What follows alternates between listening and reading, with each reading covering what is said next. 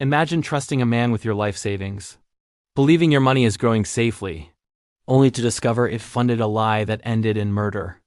This is the true story of Albert Johnson Walker, a trusted financial advisor who became one of Canada's most infamous criminals, later known as the Rolex Killer. And once you hear how this unfolds, you won't believe how far he went to protect his secret. Albert Johnson Walker was born in Ontario, Canada.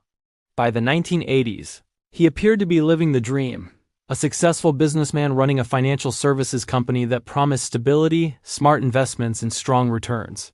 His company, Walker Financial Services, attracted dozens of clients, families, seniors, hard-working Canadians investing their futures. And for a while, everything looked legitimate. But underneath the polished image was a classic Ponzi scheme. Albert wasn't growing money, he was recycling it. New investor funds were used to pay earlier investors, creating the illusion of success. Then pressure hit. As market conditions worsened and Albert's own risky investments collapsed, nervous clients began demanding their money back. And once withdrawals increased, the scheme started to crack. There simply wasn't enough money left. By 1990, Albert was facing financial collapse and possible prosecution. So instead of taking responsibility, he ran. Albert fled Canada with his 15-year-old daughter, stealing approximately $3.2 million from clients. They landed in England, where Albert did something disturbing. To avoid suspicion, he pretended his daughter was his wife. The neighbors believed them, authorities were clueless. And Albert began building yet another fake life. Under a new identity, Albert blended into a quiet English town. But hiding wasn't enough. He needed a better plan. That's when he met Ronald and Elaine Platt. Albert befriended them, presenting himself as trustworthy and generous. He offered Elaine photography work and business opportunities. Eventually, he convinced both of them to become directors in his company, giving him access to their signatures and personal details. Then came the trap. Albert gifted Ronald and Elaine one-way tickets to Canada as a Christmas present. An act that seemed generous, but wasn't.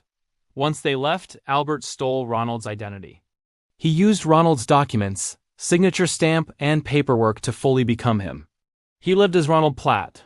He worked as Ronald Platt, and for a while it worked. But then the unexpected happened. Elaine returned from Canada. Albert, now living under Ronald's identity, panicked.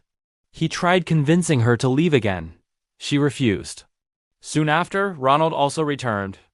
Now the real Ronald was back, and Albert's entire lie was at risk of exposure. Cornered, desperate, and unwilling to be caught, Albert made a horrifying decision. On a fishing trip, Albert attacked Ronald with an anchor. He threw him into the water and left him to drown.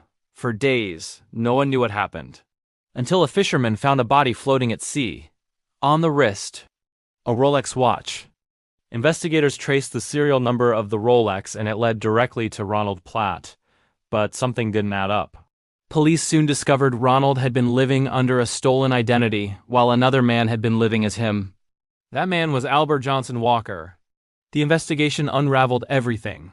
The Ponzi scheme in Canada, the stolen money, the fake marriage, the identity theft, and finally the murder. Albert Johnson Walker was arrested, convicted, and sentenced for murder and fraud. The man who once handled people's life savings became known worldwide as the Rolex Killer. This case remains one of the most chilling examples of how financial fraud can escalate into something far darker. Because when lies collapse and everything is at stake, some people will do anything to avoid losing control. Please subscribe, like, and share this video for more.